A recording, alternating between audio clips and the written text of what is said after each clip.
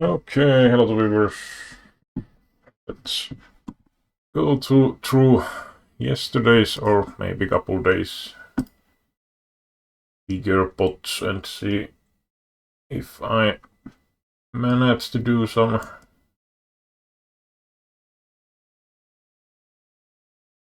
bad plays potentially. It all has been kind of a wild few sessions with pretty bad results. So let's see, this one we have squeezed, we get 4-way pot 12. This is like no-brainer shove, I would say. In that one,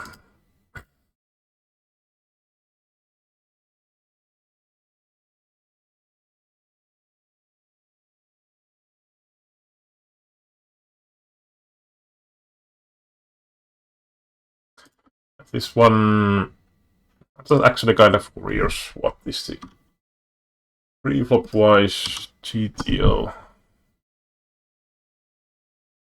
Okay, we need to log in. I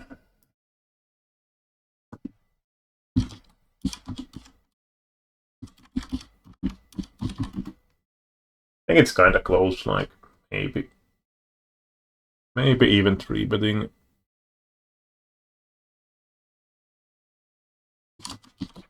Against the bottom open. Yeah, so with the queen high suit, GTO would call and 3-bet if it's king high suit, but probably kind of close EV, I would guess. It's visible here, yeah. So less than 0.1 difference between call and 3-bet. And yeah, if we get squeezed, I don't think we are holding almost anything, as it's quite limited amount of hands we are calling small blind anyway.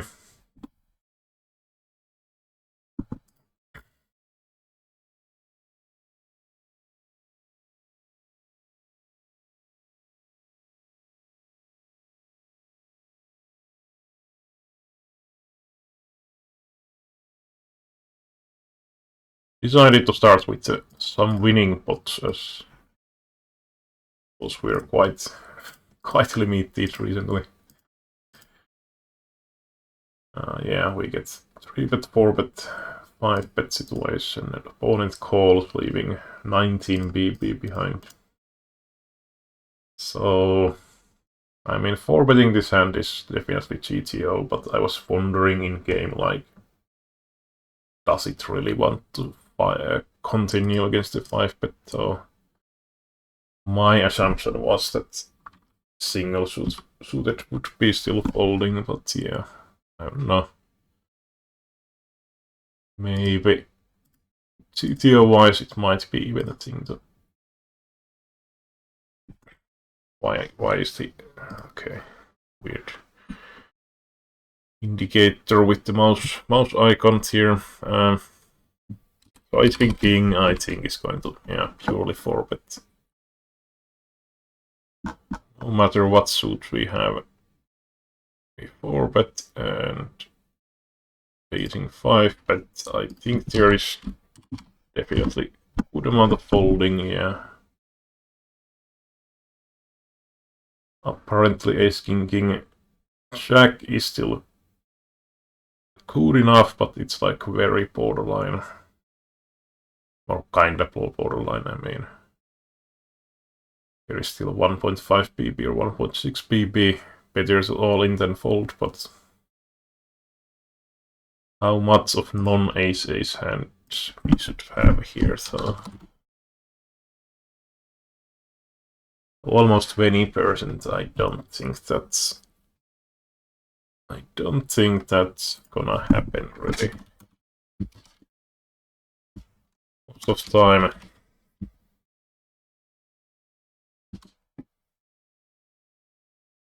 So these are the type of hands we should be 5-betting GTO-wise that are not aces.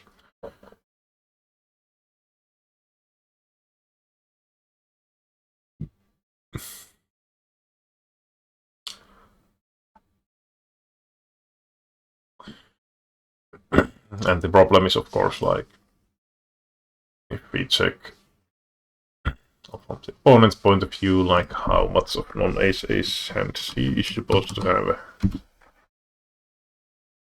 Almost half of his, or over half of his 4-betting range is supposed to be non-ace hands, and I just don't think this happens with too many players, so for us to 5-bet, yeah. In practice, I think the opponent should probably just be folding 4-bets. Anyway, let's see some of the losing ones. So this big pot I was kind of unsure about.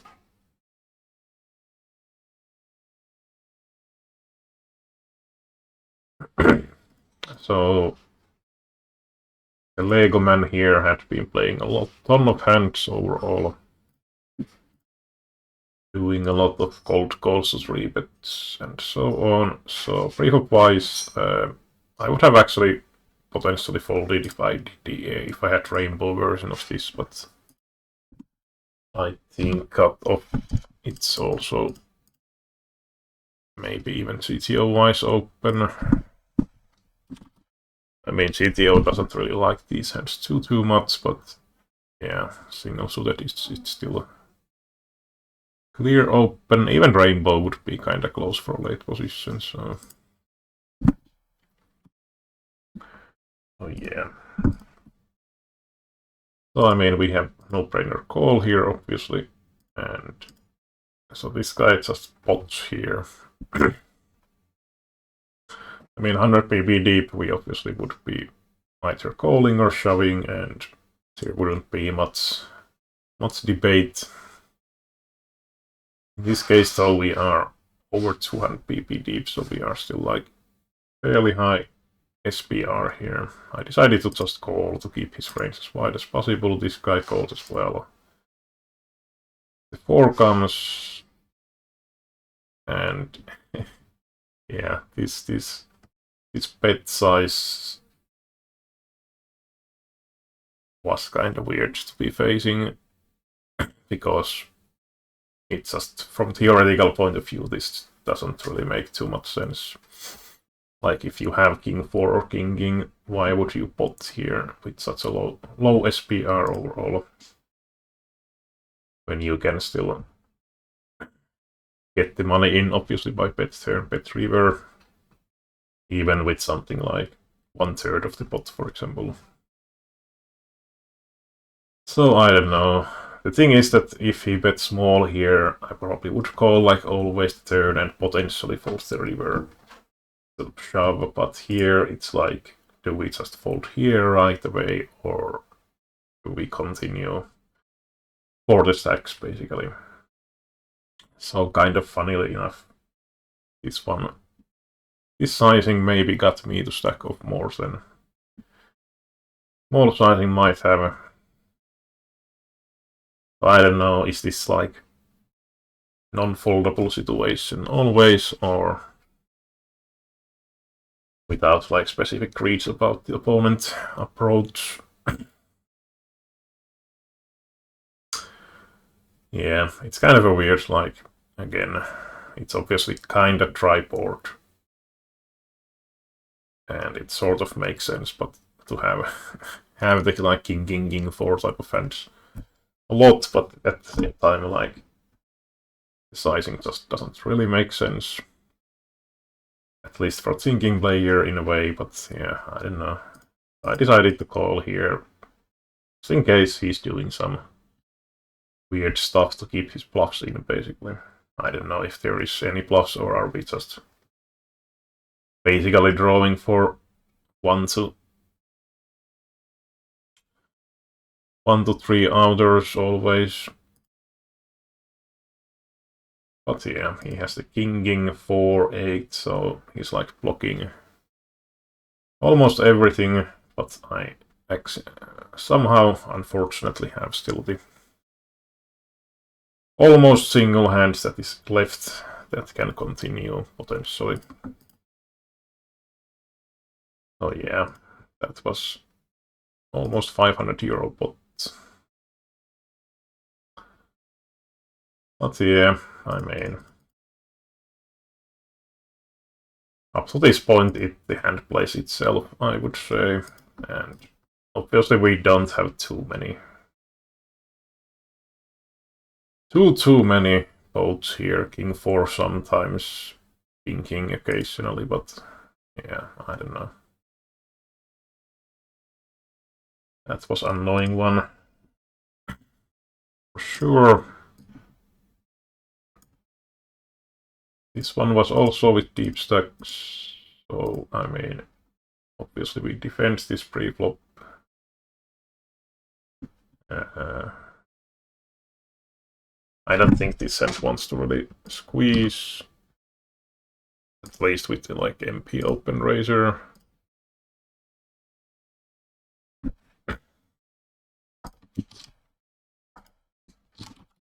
Queen 9-8. PTO wise call 0.8 minus EV, obviously double suited would be 3-betting. And yeah, it's not even close to 3-betting. Of course, if MP range is way wider than it's supposed to be, then potentially it might still be like somewhat okay, but even with these positions, it's not going to PTO-wise squeeze.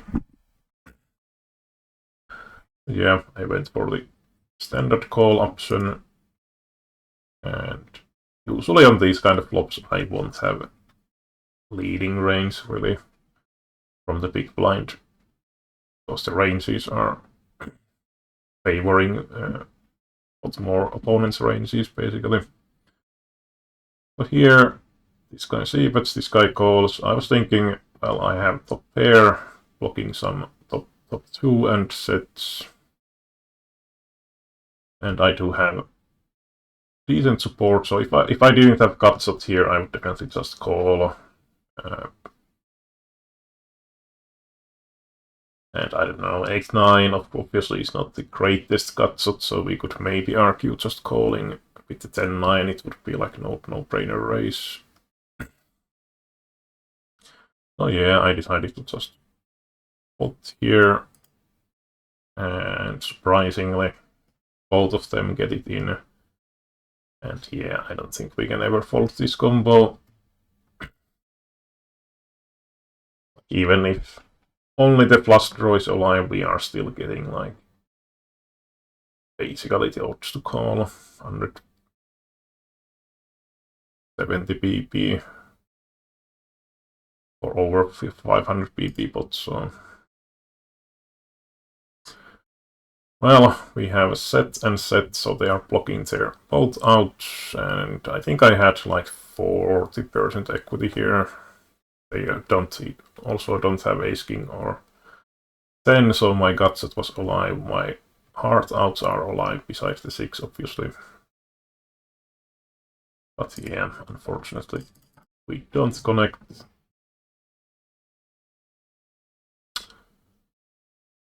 Oh, that was quite a massive pot as well. €250, €260. But yeah, I think the hand kind of plays well. Again, without the gutshot, I wouldn't have gone raise it here. So this one, Mr. Legoman again. Now he's min 3-betting. We call. Let's pick. I decided to raise. Here, I don't know. I felt like we probably still want to bet, unblocking the spade and so on.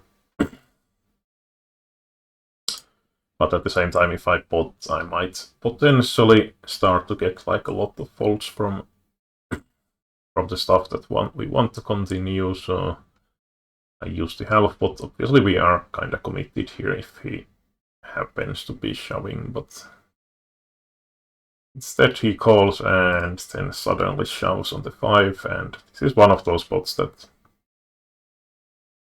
I don't know, in practice are we often enough good? Obviously we only need to be good 1 out of 4 times.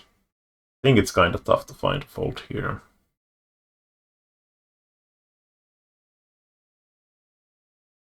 And yeah, well, he was telling the truth, so to say. He had managed to hit the 5 on the reverse, so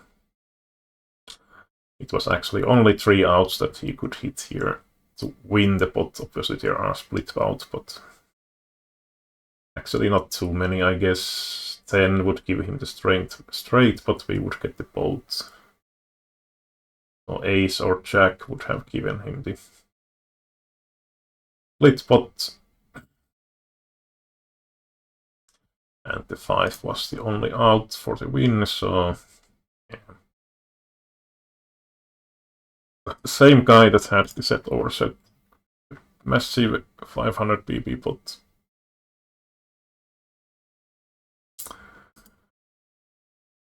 So that guy was expensive for me.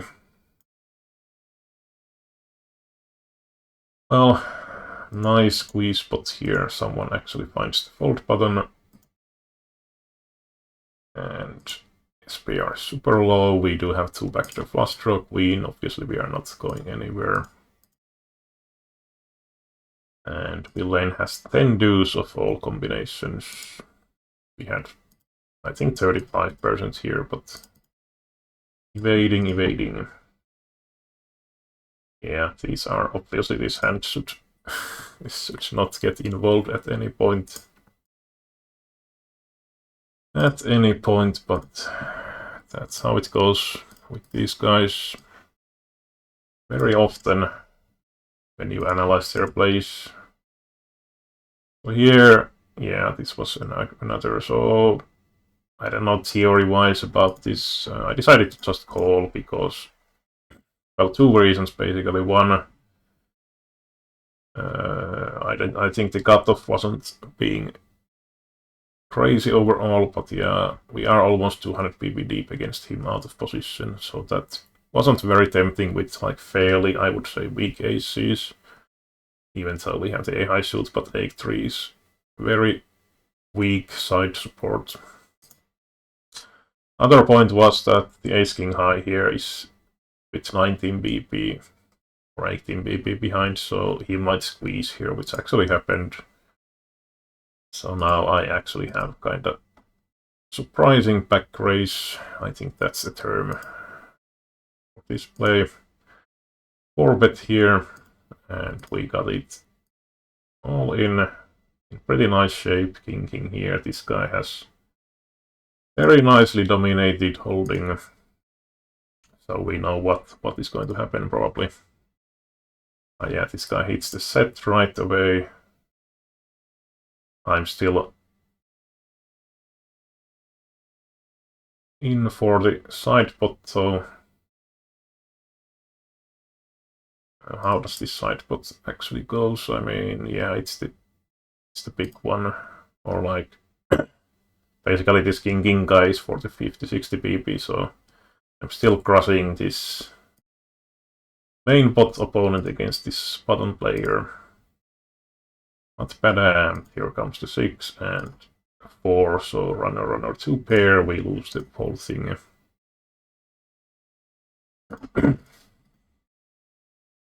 But yeah, I mean, 100 PB deep, I don't think we are really.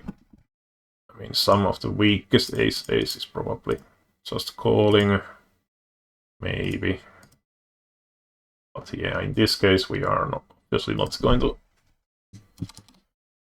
call with my kind of hand. Yeah, there's like almost no folding.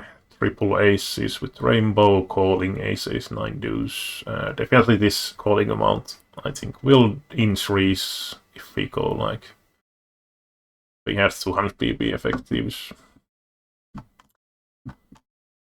And of course here is the... So yeah, I don't mind my play here at all. I think it was kind of cool spot to just call, especially for this 20 BB guy, and also the deep stack with the cutoff. So far from these hands, I would say, yeah, I mean the set over set with deep stacks, maybe foldable. And then the ace king jack 10 hand, I mean, you don't love the river leads here, but I don't know. Need to be good like 25% of time here. This one, I think I was kinda thinking that I want to play with these two guys already involved, so I decided to call here. I mean, GTL-wise, this is probably not a good enough hand, really. So 9-8, 6-5, yeah, no calling. It's not super far away, like minus 0.1. Now the difference is that, of course, range-wise, for example, cutoff should have like 5%, 6% calling range. In practice, this guy was calling probably like 30% or something, etc. So decided to call, and then the craziness starts. So we get the squeeze. I think my hand is like kinda okay. Usually we are going to have a lot of high cards here, so I decided to call. And then this happens, this guy back raises. And at this point we have 20 BB already in, so I was like, well, I guess we just pile it in then. So we need to have like, what, 140 BB. Oh, I don't know, we need like 25% equity. In this case, I only had 10%, I guess, because of this guy had actually this kind of hand, and 8 deuce is also like these hands are also kind of blocking my hand. So I don't know, was this like massive blunder or just unfortunate? Like this guy has no business obviously squeezing in the first place. So without this stupid 3-bet or unnecessary 3-bet, this would have been probably way smaller pots, though we did connect kinda decent here. With the wrap. But not getting here. Or we actually got here, but this guy had the 2-spade combo as well, so yeah, that was quite a pot as well. 300 euro. So it's kinda bloated up from somewhat questionable pre-flop call to get it in for 160 BB. This one we open, obviously call. Ah, yeah, I can remember this one. It was one of the later hands yesterday. So this guy pots. I think here shoving is kinda standard in a way that it's obviously hitting sets or 2 pairs in general is quite kind of a rare in this spot, so the value kind of goes up. You also don't mind to get some protection, I think.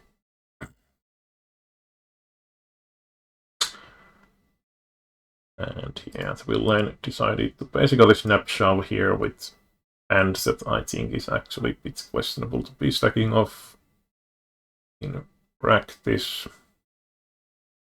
Because the SPR is still what, it's like a 6 or so. A quite high SPR. I think his hand is like, if you see, but it would probably be better to use smaller sizing and actually folds to shove, but instead he decides to get it in. And badam, ace right away. We had 65%, I believe, equity here. So yeah, it was a day of not holding, not all holding in all-ins, or getting into somewhat of a setup spot. Here, yeah, this was also quite active player. I decided to just forward 70 BB deep heads up, probably okay.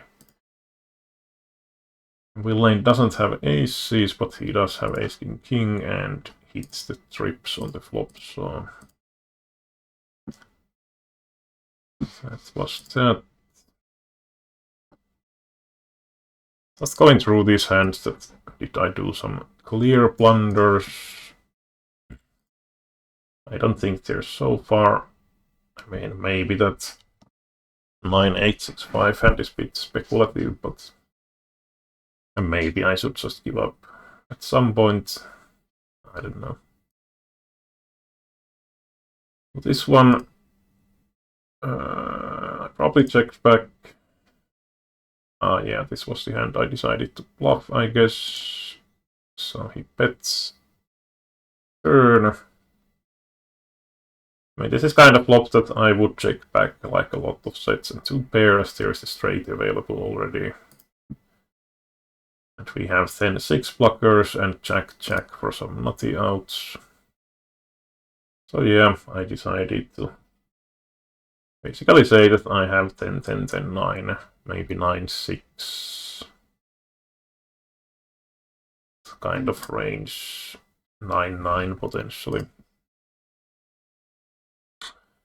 Of course, when Villain also, I think he kind of snap called, so that might be a reason to give up here.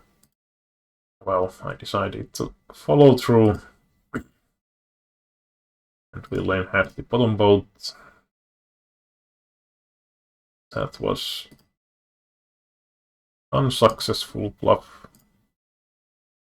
Yeah, this was just pre-flop all-in with aces versus aces. Yeah, this was... And end of the session, once you have total nasty session, and then you get this kind of beat as well. Aces versus aces losing. That starts to get quite nasty. So this one, a really nice starting hand.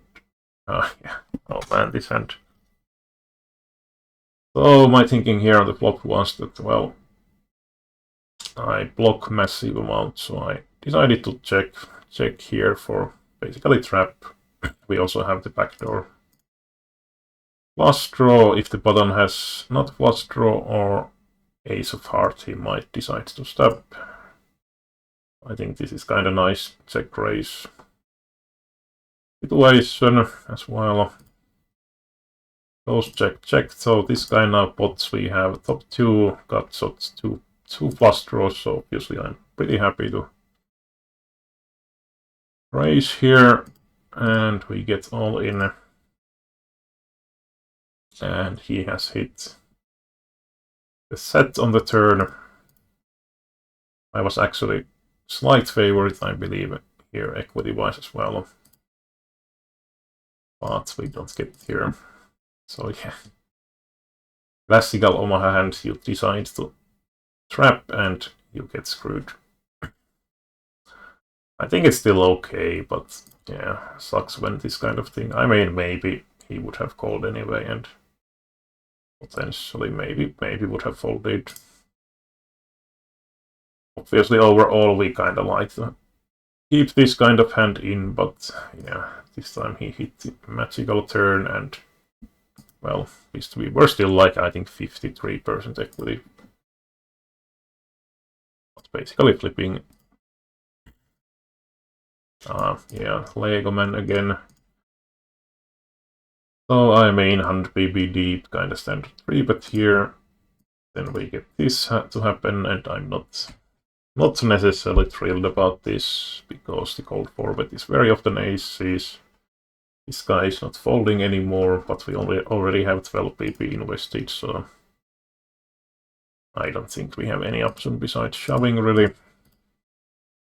And unsurprisingly, this guy has aces, and this guy is the favorite here equity-wise with his single suited and rundown, and this guy has been running like a god, so he will take the pot down. So another 500 BP plus pot. So I wasn't involved in all of it. It's my 100 BP stack. So another aces. This guy likes to sometimes use these min 3 bets or back basically. If I were deep stack here, I think just calling would be fine with my combo, because the SPR will still stay quite high. Especially in case we had like 200 PP. Not with 100 PP, I don't think there is too much credit to just calling. And we hit, I mean, kinda okay. Of course, if he has the 8, we are screwed, but we unblock the heart, we unblock the overpairs. And good amount of straight draws as well, so I think stacking off here is in general kinda standard.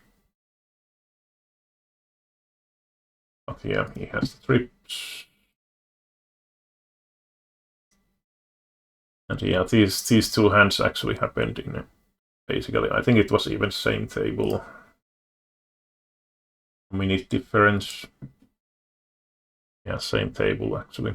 This was the beforehand. So we have aces. I decided to just call here, rainbow. And badam, we have this kind of action. Now we get back raise. And things won't go nice though. This guy flops the boat, this guy hits the trip, so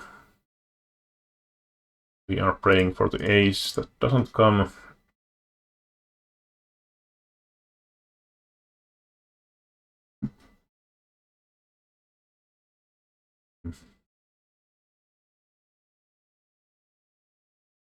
So here, pretty standard pre-flop.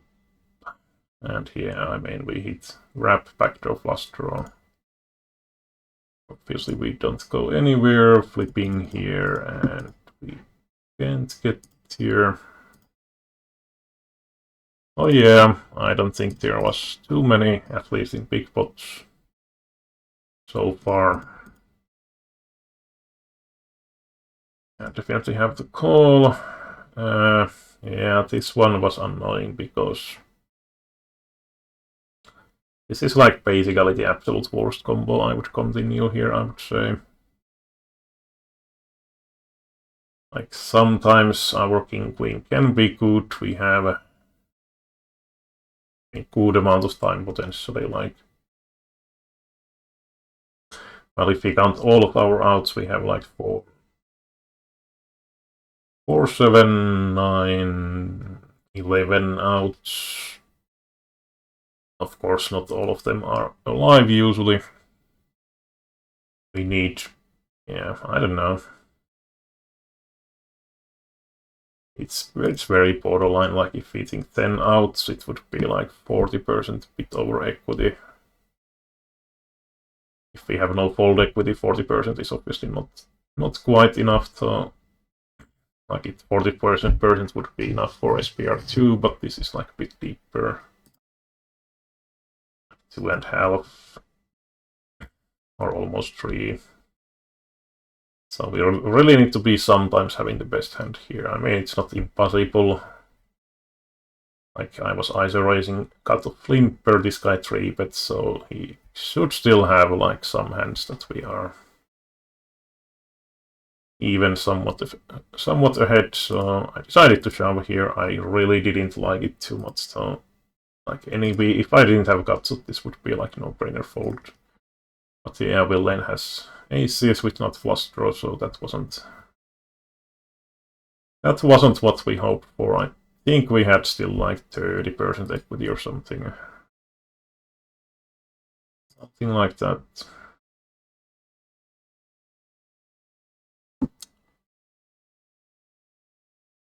Yeah, this one. So again, unfoldable pre-flop. And then we get the awkward flop with the not flush draw and question mark if our set outs are alive or not.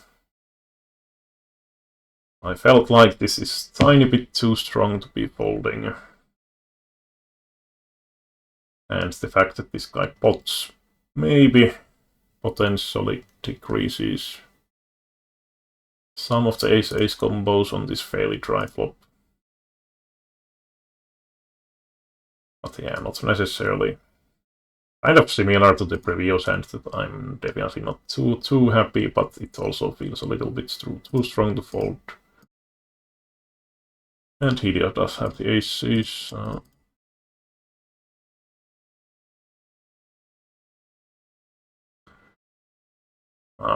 King 7-7 as well. Next one.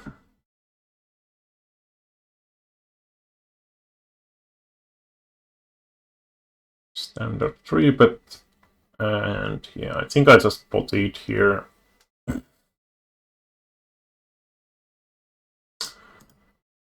And probably had around 50% equity on this one or something of those lines, 40 to 50%. Went so this guy had 2 pair. Yeah, this guy cold calling 8-8-6-3. Definitely value in these tables yesterday, but sometimes it just doesn't realize itself. So this hand is not that great, at least theory-wise. I think it's still okay to defend, probably even in GTO land, so let's see.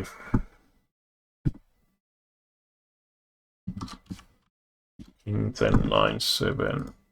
Yeah, it's kind of borderline, so minus 0.9. So we had two pair flush draw. Went for the check raise. So I use pot size here because like on this kind of, I mean maybe we could use like a bit smaller and have some bet raise folds, but yeah, I wouldn't usually have too many raise folding candidates necessarily. Especially like 3-way here. So yeah, we were in a really good shape here. He has plus weaker flush draw, no made hand. We have 2 pair. But as we lost, we already know that something bad happens and it's runner trips this time. So basically he had like direct outs as non-spade queen and 7 and then some of this backdoor 2-pair and trip stuff.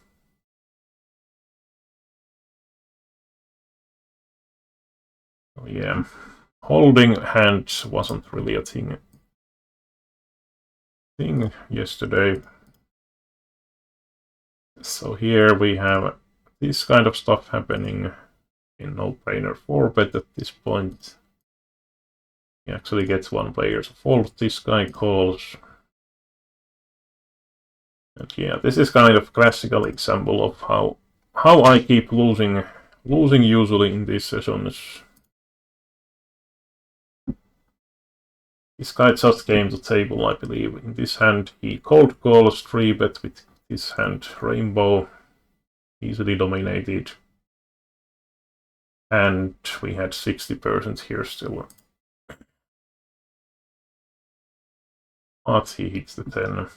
So it's not like, if you think about the mental side of things, like it's not really about losing 60-40 here. Like, okay, that happens a lot.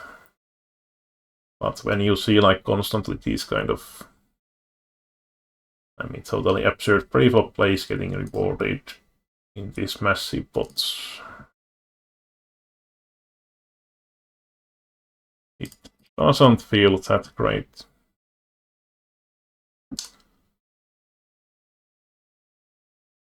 Here, this one I think is kind of borderline open in GTO at least.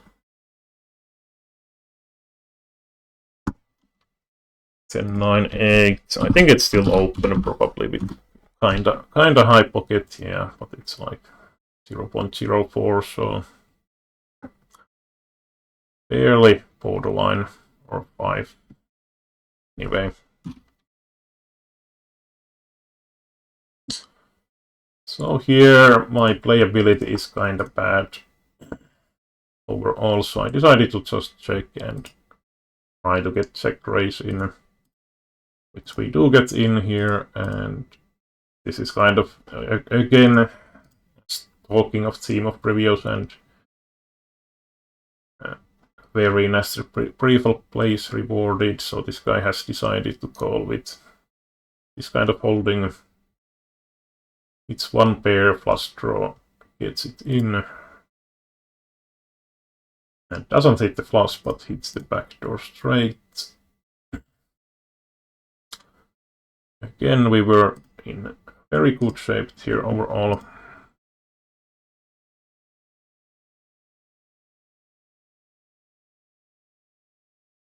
So this one we face one of these weird min 3 bets. The problem with these plays is that these might still be like kind of then aces.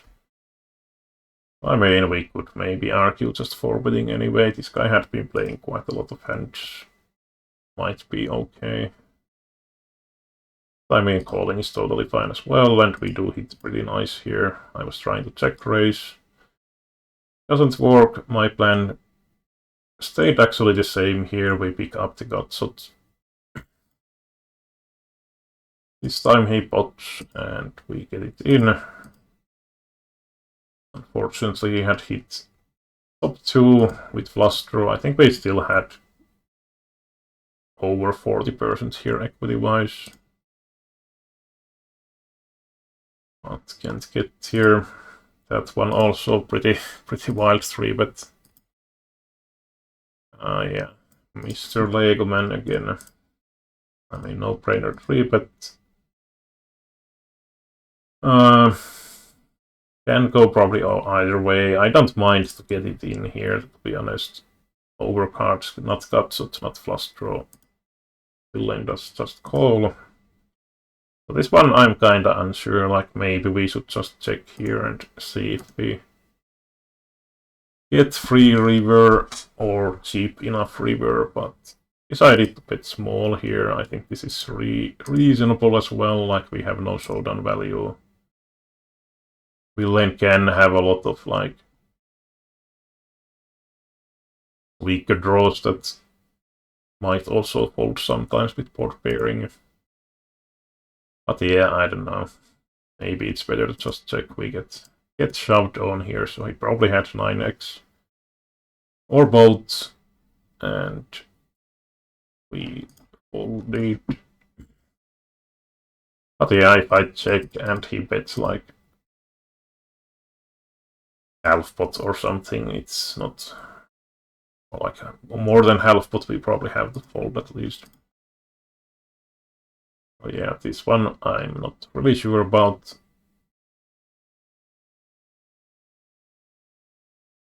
Oh yeah, any feedback on the hands is welcome if you think there was better ways to play, or even if you think that it was just finely played.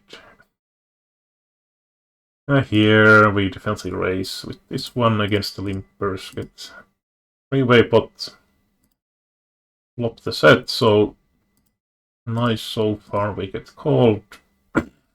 Yeah, this is actually like the worst, I would say absolute worst card potentially, in a way that it's also blocking my both out. Now there is still King Jack 10.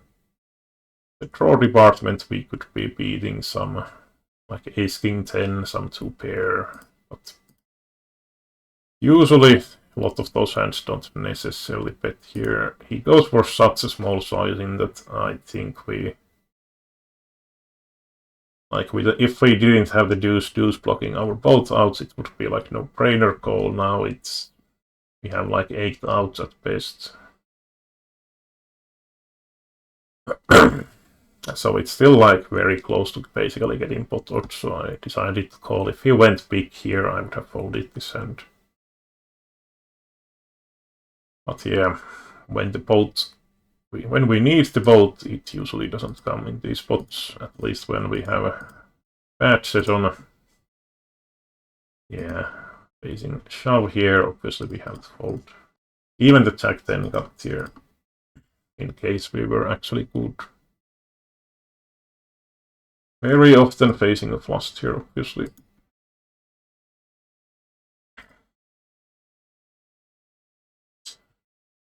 Happens here, well, we 3-bet, pretty standard.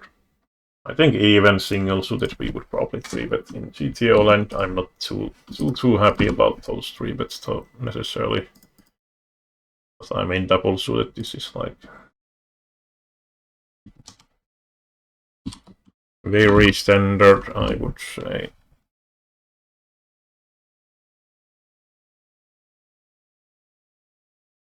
But 0.2 difference between call and 3-bet. So quite sizable theory-wise, at least. And yeah, the single suited is like... Single suited was basically like very similar EVs between call and 3-bet. So we get this kind of flop. Decided to check. Obviously 7-8-5 is very crappy for my 3-betting range.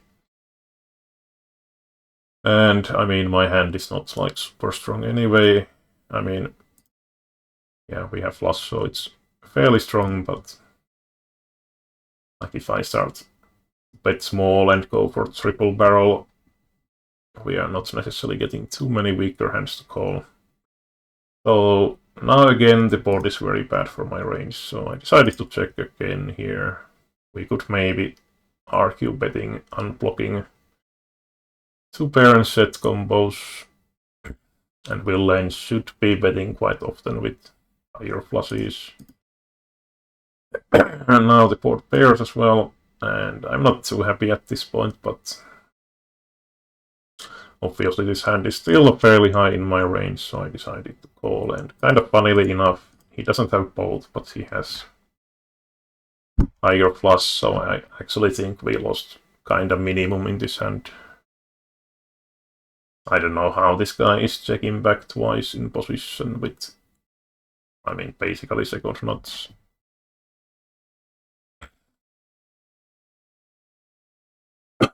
It's kind of weird. Kind of weird thing. Well, we are getting into these bit smaller pots now. Nice flop here. We probably potted turn.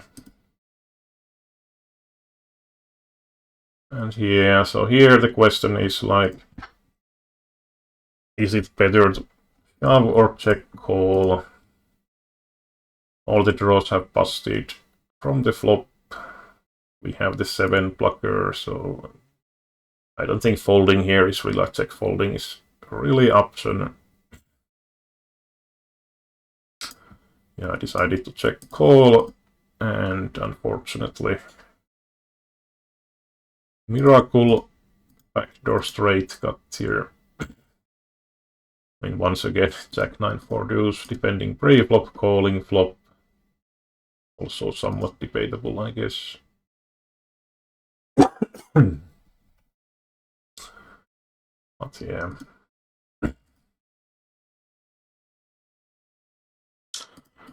So yeah, this session was definitely kind of, or day was kind of a disaster one.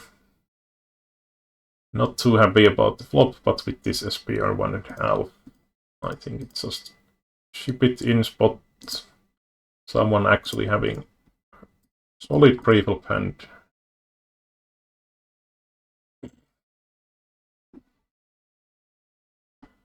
Exception to the rule, I guess. So here I decided, I think, just forward pre-flop, yeah. And we get it in reasonable equity in this one as well.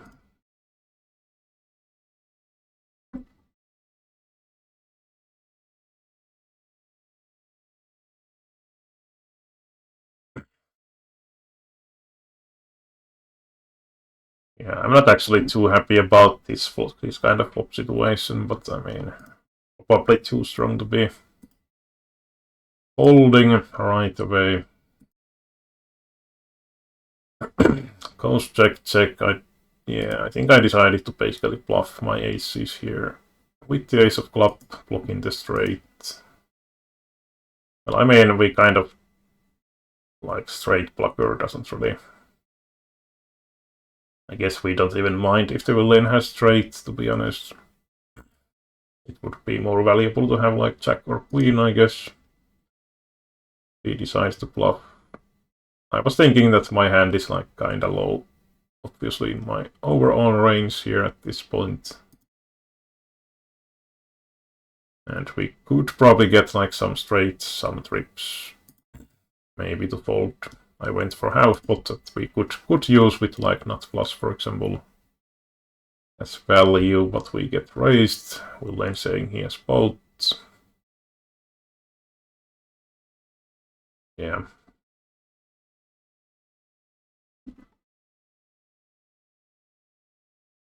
And once again, Lego Man.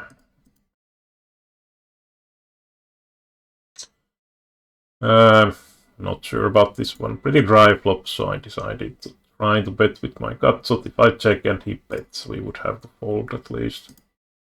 But we get shoved on, so that's the end of that.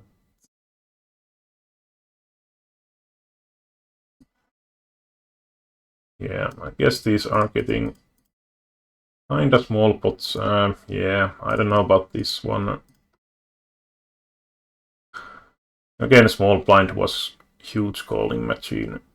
We do have 4-country connectivity, but obviously low shoot and connectivity is not awesome either. Villain is not 100 pp deep, but yeah. Let's see if he was. And small blind, if he was, like very different scenario in practice. In this case, we, I guess, would be folding the low shoot version. Yeah. And 0.7 difference king high shoot, so would be calling. Oh, maybe I should be folding this pre-flop. I was definitely very close to folding, but decided to call. And I mean, here we just have to stack off. I think this was actually still, like, even though he had fluster, I think we were quite close to flip here. I might remember wrong, so. But yeah, ace pretty much killed my hand. Yeah, let's check some of the winning hands, maybe. Which one we did? I think we checked this one probably. The way, no, we didn't check this one.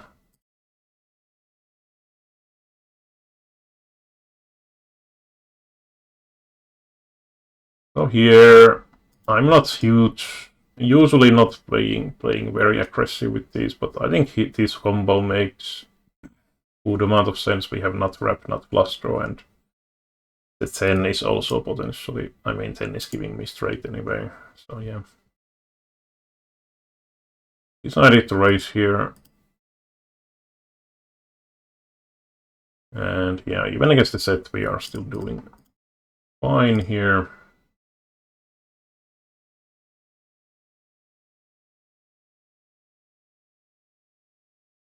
And yeah, this one was one of non-standard plays I would usually fold here, but Don Chu was one of the maniac guys, so I decided to call.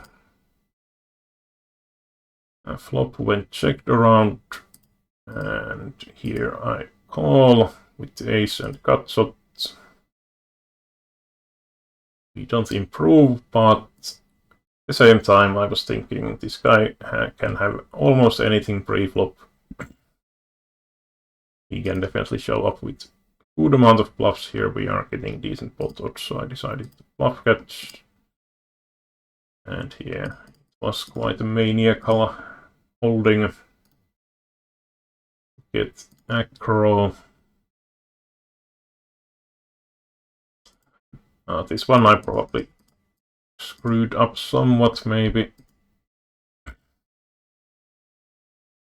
So I decided to check here. Then the ace comes. I'm not sure if I had much of a read about this guy at this point. Probably not, it was kind of early time. So I obviously wasn't too happy about the ace popping up on the turn. Like, my thinking on the flop was that I obviously block a ton of stuff, so I decided to check King Jack and Queen 10 blocking straight draws as well. I call here.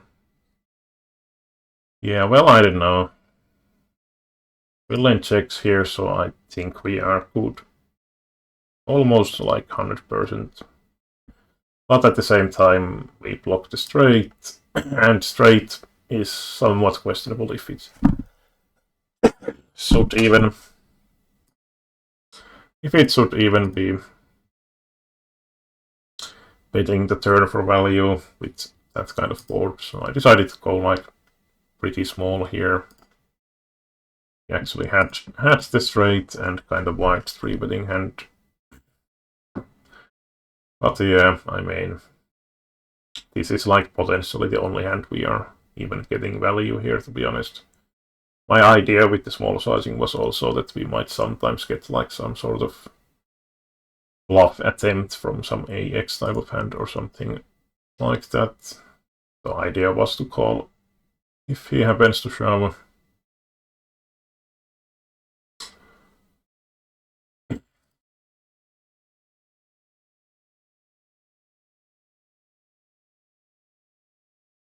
And well, standard squeeze. Drive a high flop, so I decided to bet small. And I put it in. We actually hold some situations.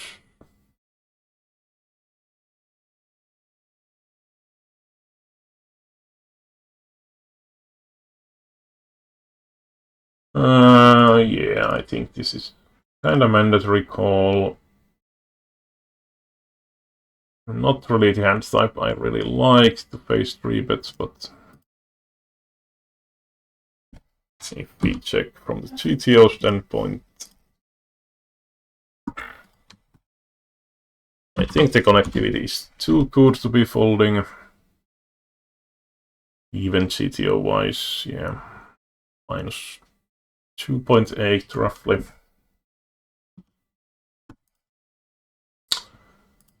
And we flop pretty nice here, and usually people don't pot fold, so I just pile it in here.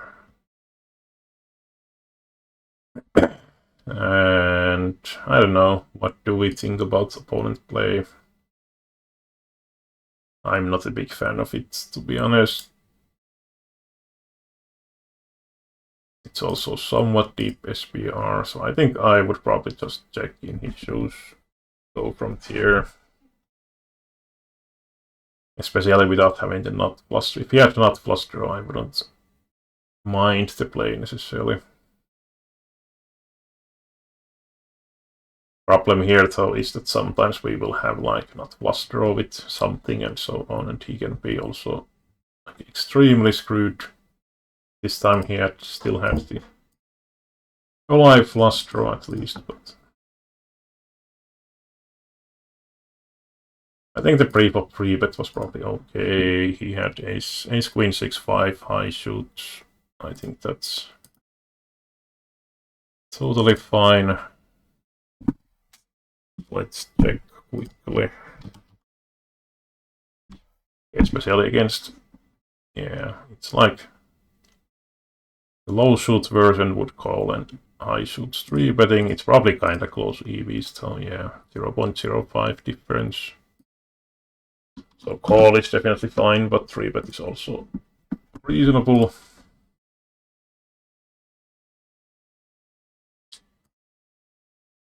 And then we had, so here I just call against the EP open, don't want to 3-bet and base 4-bet and have to fold.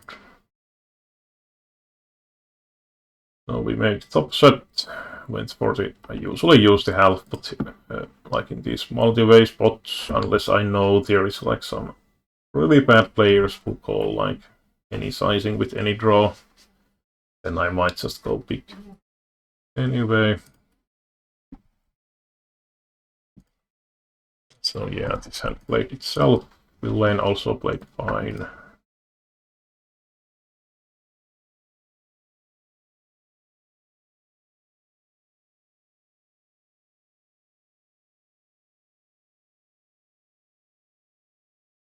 Three bet flop the nuts. Go for the C bet. Yeah, I think I went for check here. My plan was to still not fold, but give him the possibility of bluffing. He checks back though, so we are probably good. Then 8 gets there, but we also have the 10 blocker, so I thought here was that when Villain takes this flop turn line, there's not necessarily a huge amount of sets or 2-pair in his range overall, especially as this guy was the maniac type of player. So I went for for a block bet here with the idea that I'm not folding. Raise. He goes for the pot size. I guess I could have gone a little bit bigger. Well, we had 0.3 BP remaining, so he didn't leave too much value to the table. So yeah, he had 6, some backdoors and blocked with the river blocker.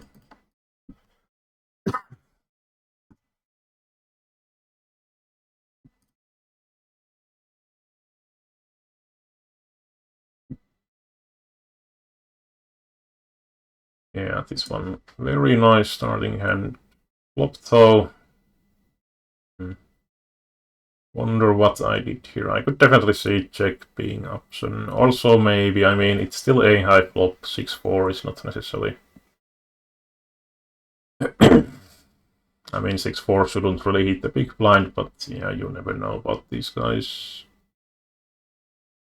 Cutoff sometimes might connect. Yeah, I went for the half, but it seems like the idea was probably to call against the big blind, fold against the cutoff. I think we could also just check here and see what happens. We get everyone calling and we pick up. Yeah, this is actually kind of tricky feeling spot. The SPR is so low that I think I just decided to put here and commit. But there is definitely scenarios where this guy can have like not plus draw, for example. And we can be in very bad shape, but yeah, I mean...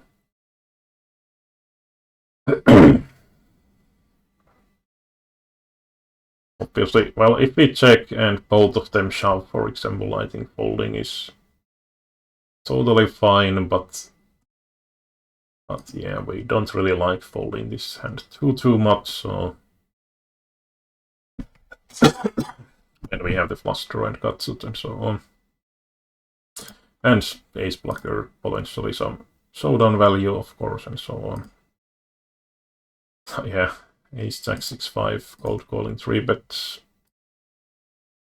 And he actually had higher flush draw as well. I actually missed this one. I was playing Varance to get here. I mean, this is what I would call kind of justice after the guy cold calls that kind of hand. Pre-flop.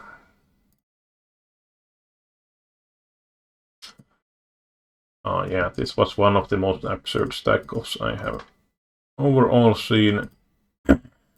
So obviously we 4-bet.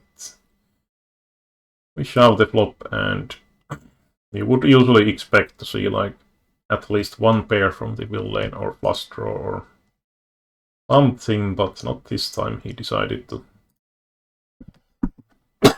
call with the high cards. Yeah, that was a nice call from our point of view.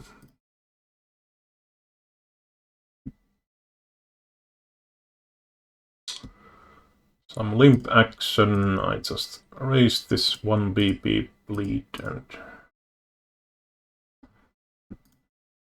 hold it.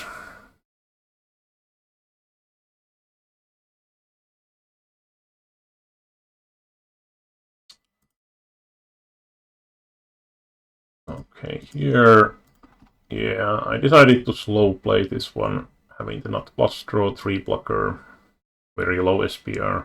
I mean, this is kind of spot where, I mean, if he has 2 pair of sets,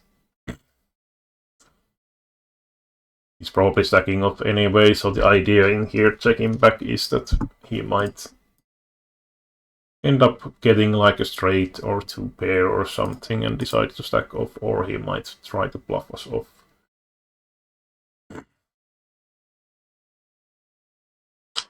But he doesn't take the bite, so I shove the river. Getting action. I think the play is fine.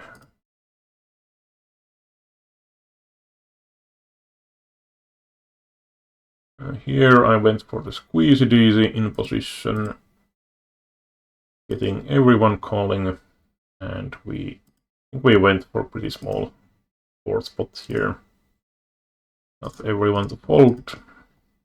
You might argue here that like, okay, we might want to just check behind. We have the ace king, we have the king high flush draw. I think that has some merit, but at the same time we have 3 players. Like, we could also end up giving them like some 2-outer to bolt with some pocket pair.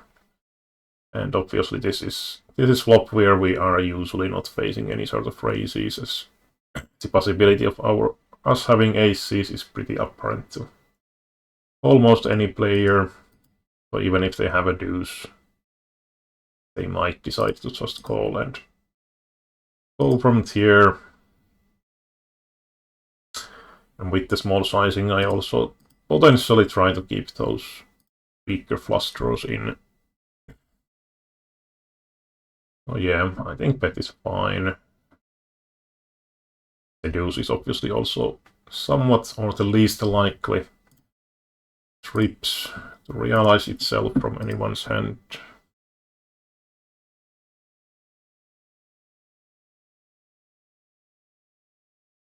So here, yeah, I decided to check. Don't have any straightening card. I'm pretty happy to check raise here with my top and bottom and not flush draw. Unfortunately, opponent has top set. So like against Jack 8 kind of hand, we are still doing, I think, like roughly flipping probably. With potentially like some 2 pair outs with ace and queen. Against this hand we were in pretty bad shape, but this was one of the few stuck outs from my side.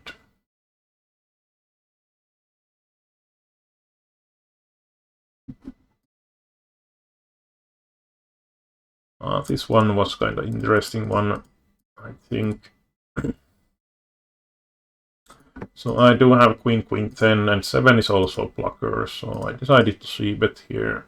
I would be pretty careful with basically blocker bluffing without the club here, but I think this hand makes one of the rare one of the rare combos that makes sense in my opinion. So we get call, we turn the flush draw, so I think this is pretty decent spot to put on the throttle, put the pressure on. We have some equity. Of course, the danger is that he might have like a not spades here, but yeah. If we get shoved on, I think we can still just fold here. That's also one thing that I don't think people are really expecting to see bet folds here when we pot on this kind of super dynamic spot. But to me, at least, this hand felt like kind of reasonable. Especially having that 10 blockers to block this ace 10, 10, 10. We do get the call, and obviously on this card we have like super prime bluffing hand. And that goes through. I personally like this display. Any feedback is welcome. What you think about it?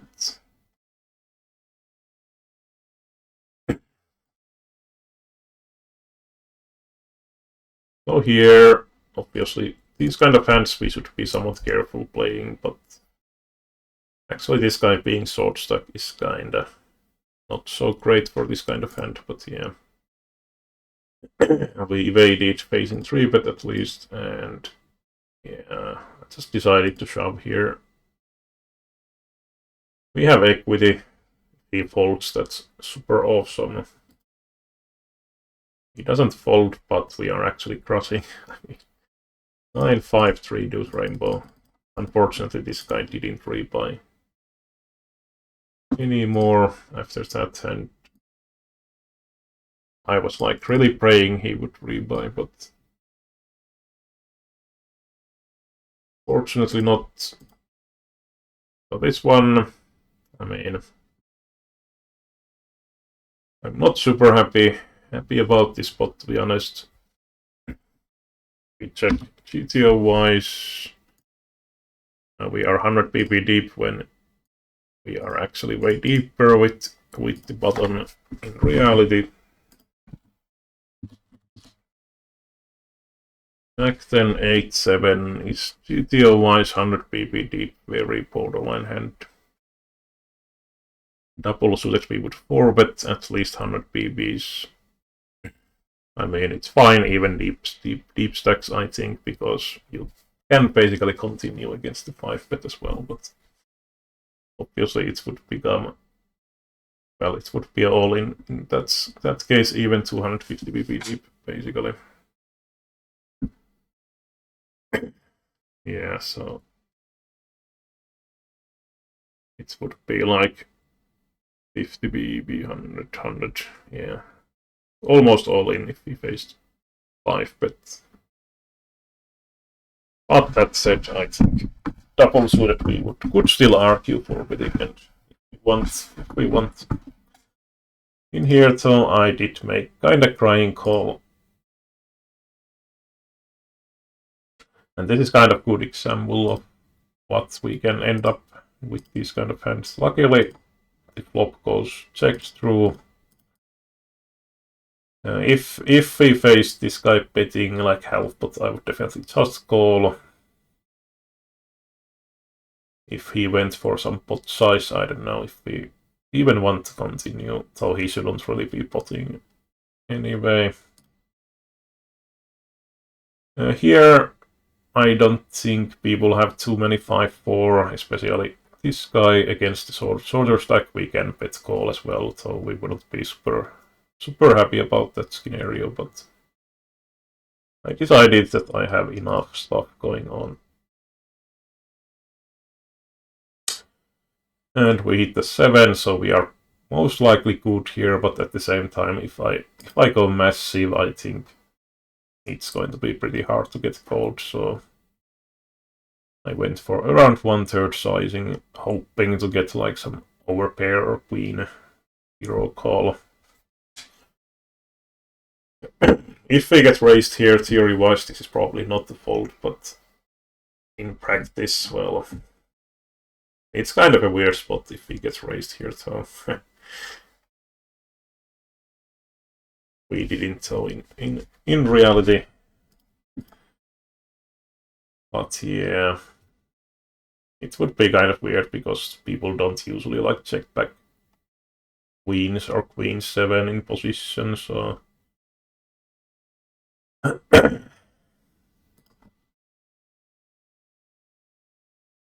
so yeah.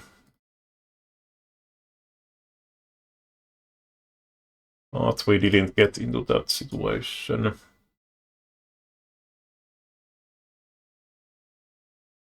I mean, this guy was also a little bit wild, I believe.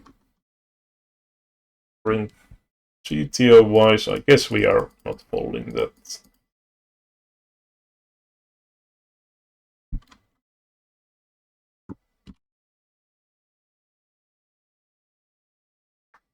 Yeah. It's kinda close though, especially with these lower shoots, minus 2.7, when folding is minus 3.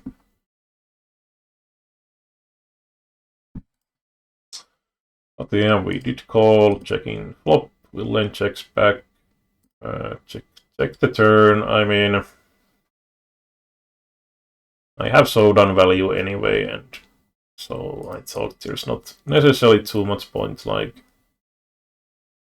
it's not really like clear value betting hand in my opinion either.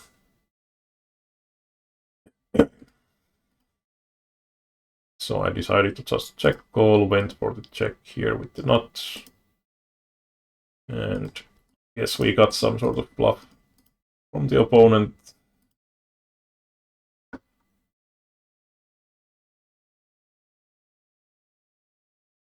It was also a spot where villain might have had, I mean, he probably didn't have the 7-8, but he could have had like some sort of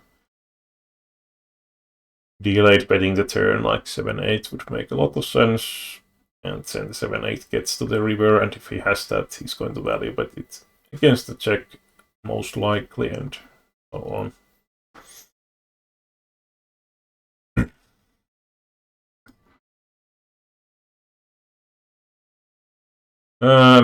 Yeah, I don't know about this one. I guess it's fine. And for the small save bet with trips, will then raises, so I decided to just chip it in, unblocking the clubs. And he folded.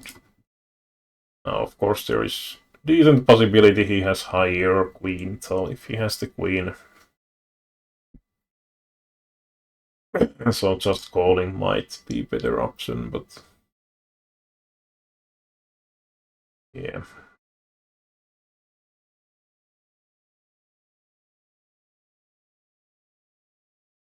This one went for the 3-bet. I mean, super standard in heads up. Decided to check here, like, my thinking here was that I don't have like such a super strong hands that I necessarily have clear barreling potential. And also, theory point of view, I don't think in heads up we necessarily have like range betting spots, as the ranges are supposed to be at least somewhat wide. So decided to pot control a little bit. He goes for the small sizing. We call, turn the absolute nuts. Goes check, check, and I think I went for some sort of half pot sizing, trying to get like some AX2 pair to call. I mean, maybe we could get pot size bet out of those as well.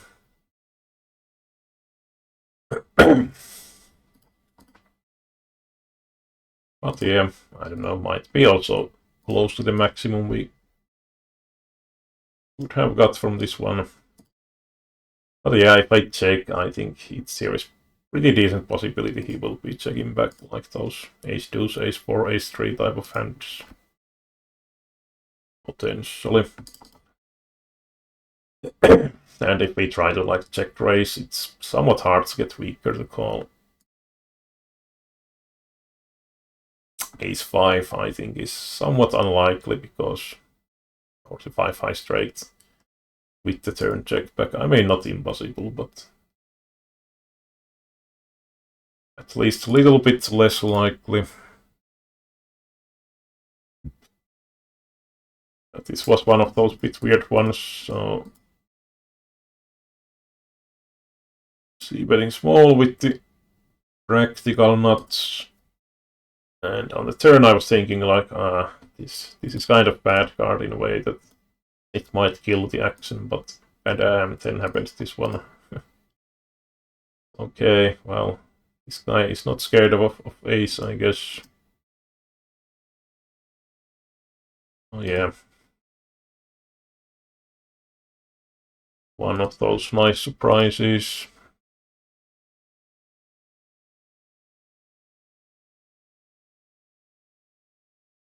I think this guy was also kinda crazy, but we don't really push that much or almost any pre-flop equity advantage with this kind of hand. In ace queen jack 4 against some.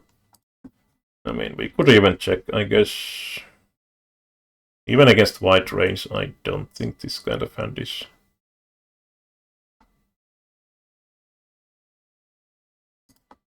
really having much of, if any, equity advantage though. So we say we have a ace of diamond, queen, check, heart, 4 spades, single suited, and let's say opponent has 30% range. We have 48%. If he has, well, let's say 60%, then we start to have like a tiny bit of. So in practice, even against completely bananas maniac, it doesn't really make too much sense to be forwarding. If we had the same combo with double suited, so let's put that to heart, then we would have a little bit more. But yeah, like piling these kind of hands in pre-flop is not necessarily such a great idea. On this flop, though, we are pretty happy to stack off. And indeed, Will Lane shows up with a little bit questionable holding.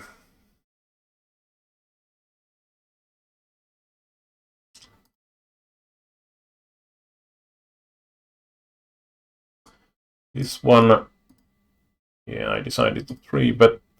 Is this?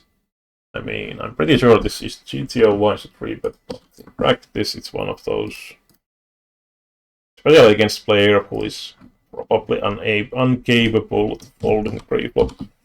I'm not sure if this is necessarily a good idea. It's not even actually 3-bet GTO-wise, or it's like potential 3-bet, but GTO-wise we would prefer the 3-bet if we had king high shoot.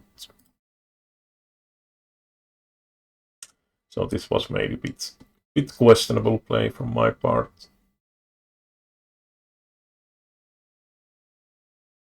Yeah, it has like same EV. Well, we 3-bet anyway. Flop is kinda okay. Yeah, I decided to just put SPR2 with this guy and way less with this guy, so I don't know. You could maybe argue just betting small, like 1/3 or half pot and folding against this 70 BB guy. Might be a better play with this kind of. Basically, one. Yeah, well, you could say the weakest possible ace king, I guess. Kind of.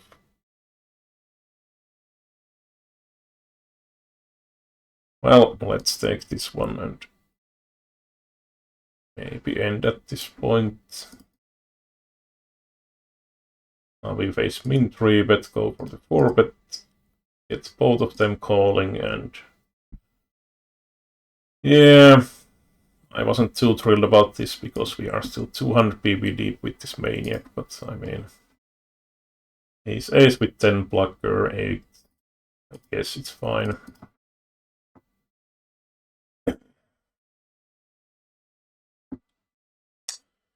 Okay, I mean, we could... Did I play on 4th? I didn't. There was the 3rd, I think I played. This was also not so great day. Let's check couple hands. I guess it's already 1.5 hours, so...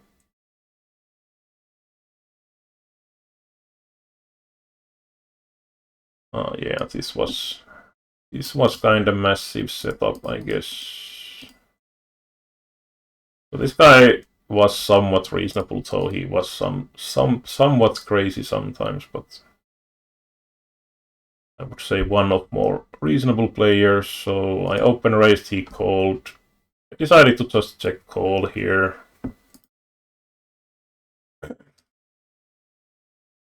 Also, as this guy had been quite aggressive and I had been doing a lot of overall check folding or check call flop and check folding turn. So I decided to pile in here now, which I think is kind of standard. With this kind of hand, if we just called flop, and unfortunately Villain had the top set, so we were drawing for the 10% equity. Not so great, yeah, this was one of those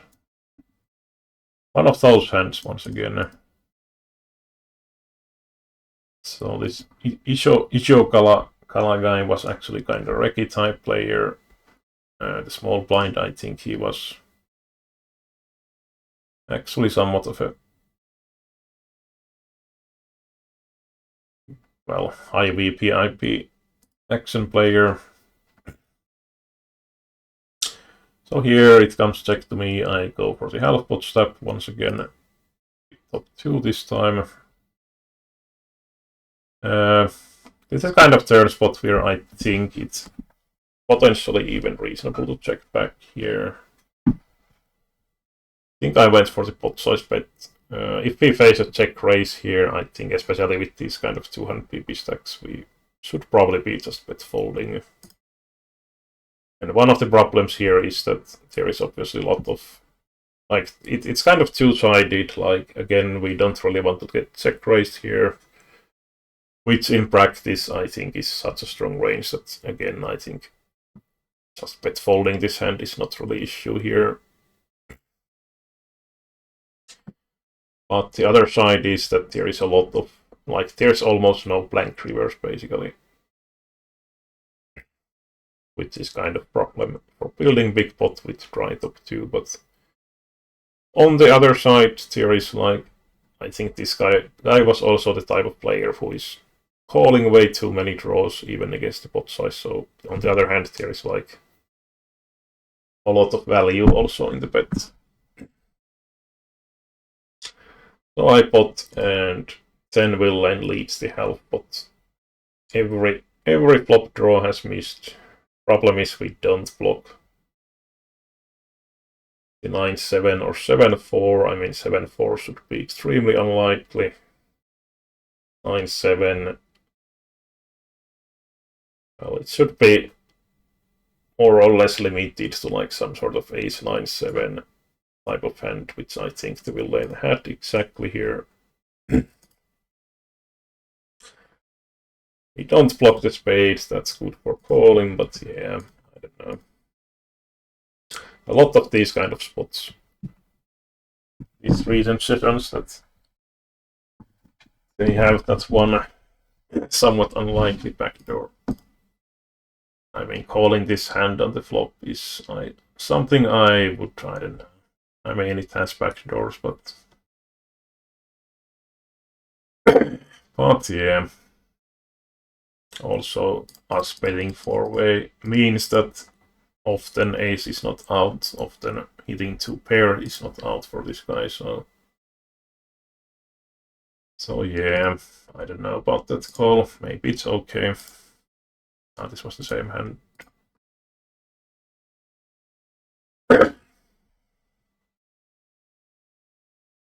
Yeah, this was one of those maniac getting rewarded moments yesterday. Or actually, not yesterday, but a couple days ago, so this is obviously not my standard play. But I had seen this guy go completely crazy with 3-bets, so I was actually kind of happy to 4-bet here. And indeed, we had around 70%, I believe, here. Not getting screwed. And then we have another 100 PP pot against the same guy. Doing same shenanigans. And I mean, not the greatest flop ever, but we have SPR half, so I ship it. We are in great shape. Villain has been 2, 5, 7 outs, I believe.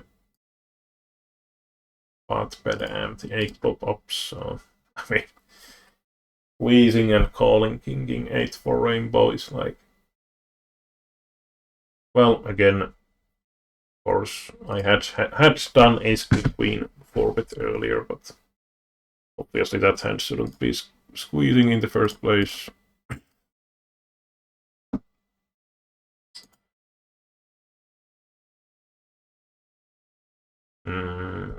Yeah, I wonder if I had some sort of read about this. Maybe this guy had been doing these limp 3-bets earlier.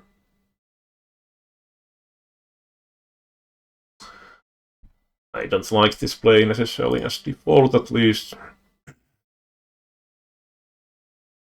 But yeah, if this guy had done these kind of or some other re-betting wild type of stuff, then I guess it's not horrendous idea. We are against the aces this time at least.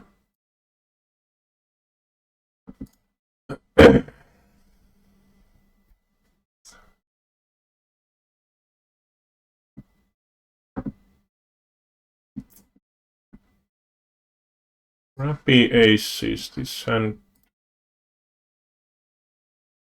Well, I mean, 4-bet, pretty standard. Less of a standard jack 10, 6, 5. So this hand will still have a, like, this is, I guess, kinda close to flip, like 40. Probably has like something 40% equity at least. On this flop, so he's going to be a favorite. But yeah, losing these kind of hands, like, yeah, then you just think, well, I see this kind of stuff all the time, and I keep getting crushed, so it does feel a little bit nasty. Wonder what happens here. I mean, we kind of have a bluff catcher at this point, I would say.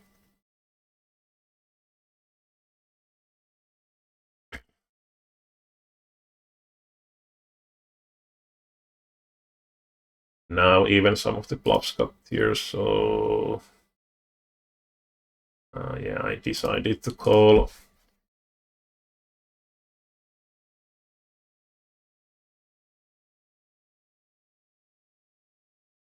Maybe this should be just a fold, especially with the 10 popping up.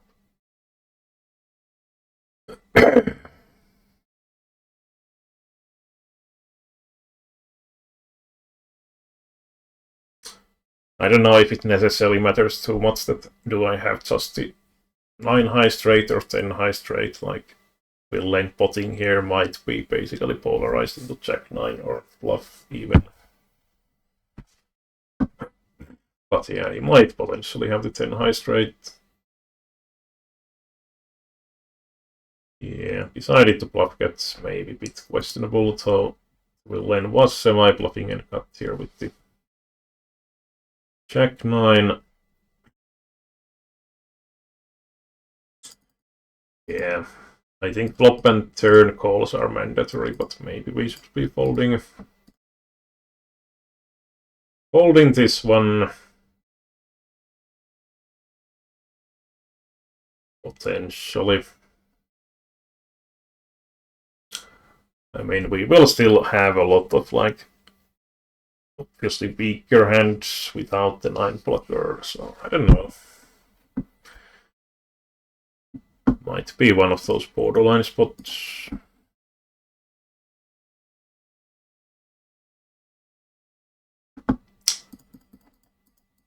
And go, guys, this was the guy. I'm not sure if this was earlier hand or later hand than that crazy triple suited stack of pre-flop. But yeah, we have top 2 with upshot here, so no brainer.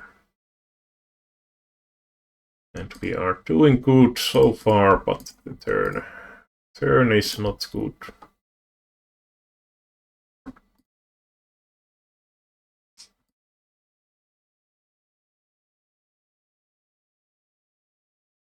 Just calling here, pretty standard, I would say. Double suited, we could squeeze.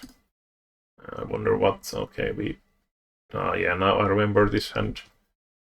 I would say I like this play as default. The problem was that I had got somewhat of a read about this guy, that he might call too wide, so I think I didn't have like a definite read about that. So yeah, I don't mind this play as default, but against potentially calling matching player, maybe we shouldn't follow through on the turn necessarily. I mean, if we bet the turn, I feel like we have to blast the river, but we could potentially argue just slowing down with such a calling machine reach. As default, though, like my line in 5-way pot here is extremely often 10-8. Basically, we have the 10-10 blockers. We unblock sets 2 pairs, so which should be folding on the river, like I would say very often, but problem with these guys, if the opponent is calling machine, he might think, oh, I have a set, I can't fold. It's such a strong hand, and they don't think in a way that, well, my opponent is representing a straight, I don't block a straight, so I have to fold. In practice, though, any sort of 2-pair type of hand, at least with a straight blocker, is better bluff catcher than this hand, but I think he did think quite a long time, but yeah. It wasn't snap call at least, but obviously result-wise that doesn't matter. So I would say as default I kinda like my play here. But opponent dependent, I think I didn't have like a definite read about the opponent at that point, but definitely some sort of inkling that it might be a bad idea to follow through with him calling. Well, this seems like a no-brainer.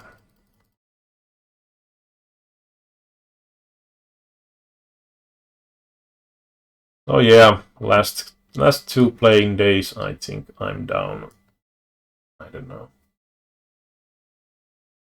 1,400 euros or something like that.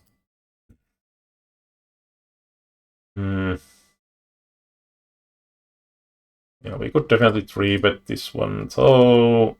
I mean, low shoot, it's not like... I think the EVs are actually kind of close, 100 pp deep, at least.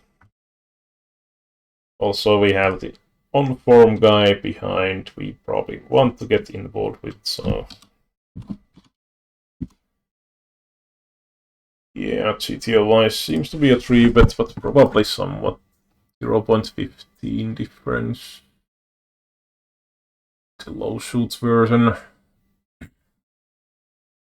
Oh, yeah, I don't mind necessarily call either. While the on-form guy goes for the squeeze, we call. Yeah, I can remember this hand now, so I think flop, like, especially super deep, I mean... Probably don't want to be raising this deep, at least. even if we make the flush or straight or something paired board, so being deep stacked can be kind of a nasty scenario. So here Will lane was kind of crazy, so I thought, well, he might still be bluffing. We are getting somewhat of a reasonable price though, paired board half, but it's still a bit sketchy, but I decided to try and call. And we evade everything. And then the Will then shows up with this kind of hand, hitting the 6 on the turn. We evade every goddamn out. I mean, even the 8 would be a split out. Of course, he might be bluffing us off anyway.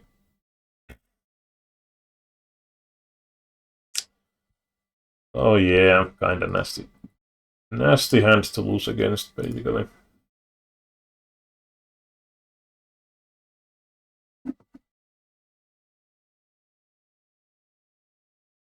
So here, I wonder, I might have 3-bet as well. Okay, we have 3-bet. And yeah, it really shouldn't be connecting to either player range that much. We could potentially argue betting this one. Yeah, went for the small sizing.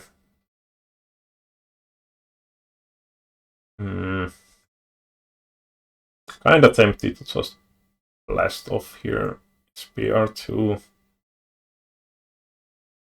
Yeah, I think I went for it. The kind of unfortunate scenario was that he had backdoor flush draw with a bit higher, shoot, and the 6-5. And we make the flush, but it's not good.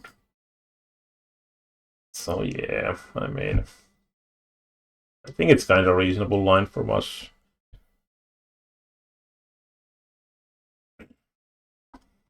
We even made the straight as well. Unfortunately, that was the not okay 8.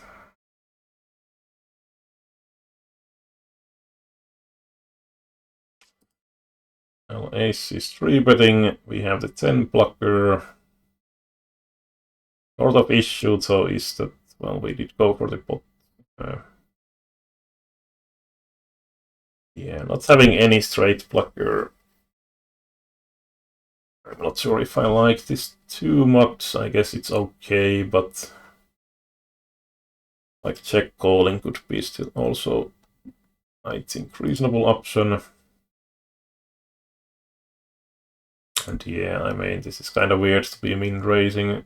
This could be a sign of strength, and we should be folding, maybe even if our plan was to pot call. Yeah, I went for the shove, and he has the set, so that kind of sizing, it potentially increases chance of some of these super strong hands. Like, it's kind of sizing, it doesn't really make too much sense, I guess, but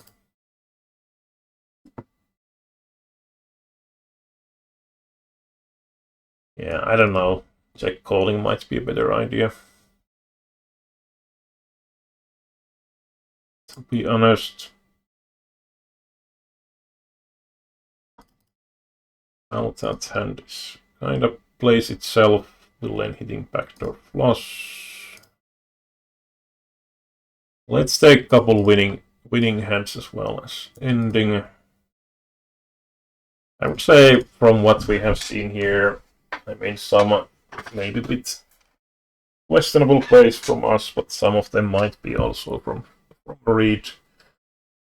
Like we have seen some really absurd stuff quite a few times from people.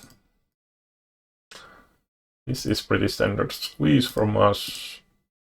We have pot normal and then we shove.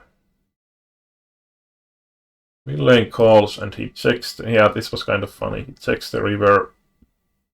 I would usually assume to be always good when he doesn't shove here, so I went for the last 7 BB for value. And he actually has the nuts. Kind of funny. Kind of funny that he doesn't shove the... Yeah, calling the pot size bet with this hand. Yeah. Like basically shove with no implied... And he doesn't even shove himself well anyway. King Jack 10, obviously he has like a good amount of... it's like 3, 6, 9, 13 out. The problem is that sometimes I will have the plus draw as well, so he shouldn't really count 13 out, but even if he has 13 out, it's not like really going to work out math-wise. I mean, it's kind of borderline, but he's not really having any implied... Oh yeah, not a good call, I would say.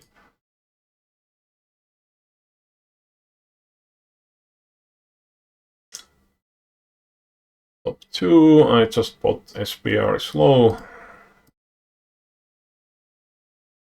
The lane connecting pretty decent here, gets backdoor straight. I think this play is like fine. If you open this hand, which is somewhat borderline, I guess. I mean, it might actually be clear open even. Let's check MP. Yeah, I think it's actually can be even kind of clear EV open. Well, 0.1 roughly. Yeah. Well, that was like these kind of hands might even be actually 4-bet. Let's check just out of curiosity.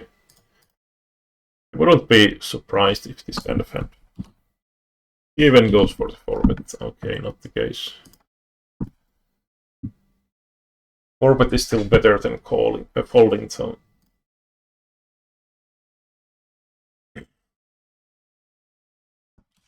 But if we have 6, yeah, it's just calling. But yeah, some of those kind of hands might maybe also 4-bet. At least sometimes.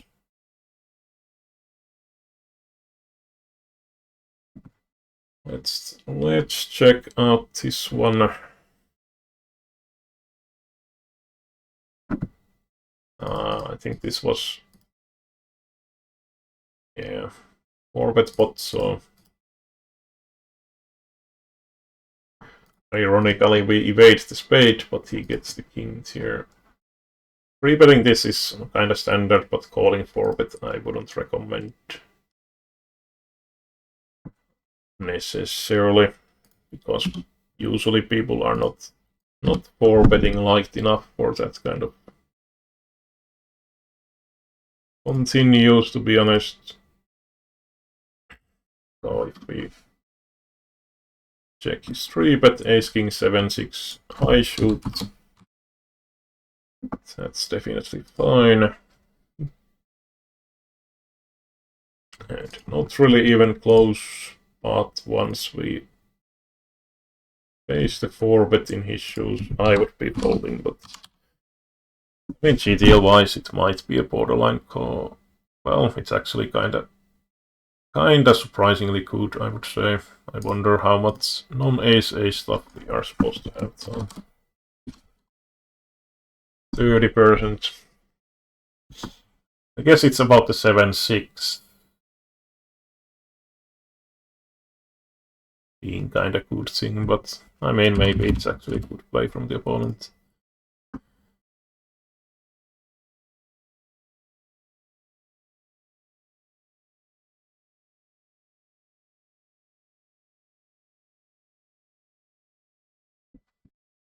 Let's check ace king in general. Double shooter. That one. 19% folding. I mean, there is some of these like ace king, queen 7 folding, ace king jack 8 folding, ace king 10. folding a lot, so I guess the 7-6 is like less blocked basically. And that's probably why it becomes a call, and quite a decent EV call. At least GTO-wise, so let's check if we have an earlier open. Let's say we have, I'm not sure if we are 3-betting necessarily anymore, but we still do 3-bet, so now we are going to have more ace-ace heavy range, obviously 4-betting. Now it starts to get like more break-even-ish, basically. Now if we check ace-ace frequency, it's 84%, so I would say in practice it's like probably around break-even at best. Against a lot of players, I mean, I might have a bit more non-ace-ace hands than population, so... Okay, let's check some of the winning. Yeah, this was actually one of the non-standard plays, and maybe questionable because of the stack depth. So this was the guy that was like both of these players had been doing some of those absolutely crazy pre-flop plays earlier. So I raise here. This guy 3-bet. This guy calls, so I decided to just 4-bet here. Then happens this, which is probably going to be aces even from Maniac a lot of time, but we already have 50 BB in. And here is like 200, bit over 200 BB to invest into. Like well over 500 BB, but I guess... So it's like we still had in this case at least 40% equity pre-flop if I remember right. So I think it's like okay, but obviously we are not too happy about facing the 5-bet. My standard would be to just call obviously the 3-bet usually, but when you have seen absolute crazy stuff from both players, I think it's kinda reasonable. We got fortunately lucky in this one. Managed to hit the 40% equity for some nice over 500 euro pot. That was one of the rare lucky moments for me last day playing days. Here pretty standard, and yeah, I decided to just pile it in here with 2 backdoor flush draws, some backdoor straight draw. I think this is like okay. Question is if we have fold equity, but this is kind of flop that Villain should be potting quite a lot. So we could have some fold equity this time, so we had 2 pair. Yeah, this one we also managed to hit. I think the play is okay.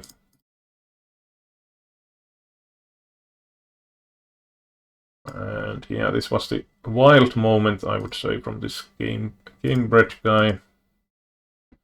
7653. Kinda doubt that kind of hand wants to 4-bet, but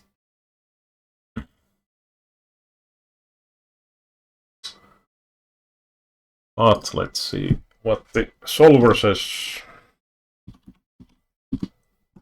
So it's just a call. What is the EV of 3-betting?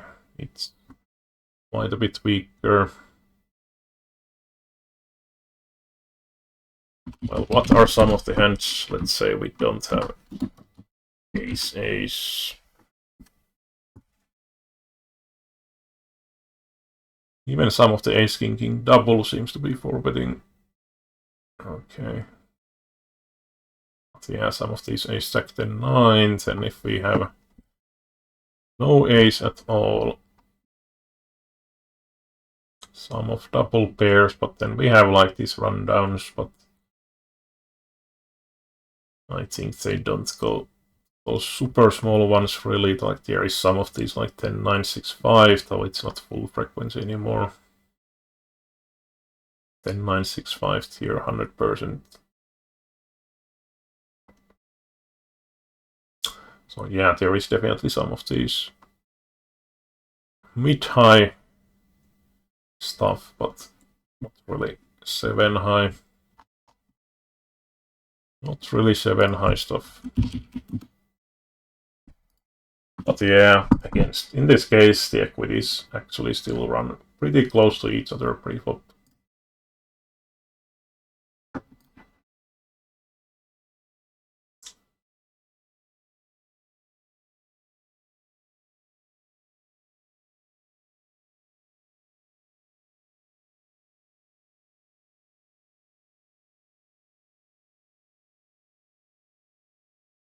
And yeah, one of those moments where I think we just have to stack up here, hope the villain doesn't have the A-high flush draw.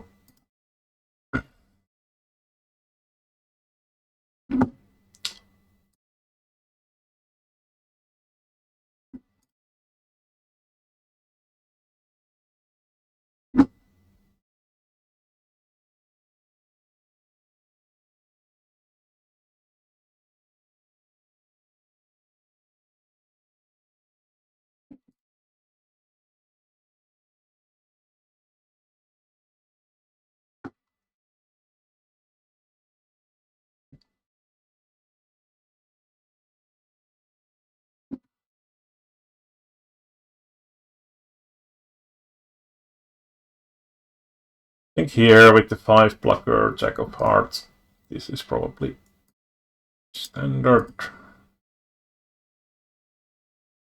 Roughly flipping situation, probably. But yeah, I guess that's it. So, well, any feedback is welcome. If you type about some or ask about some hand, puts the timestamp here with your post, so it's easy to refer into. We have some of these here as well, but I'm not going to check those now. But anyway, thanks for watching. Bye for now.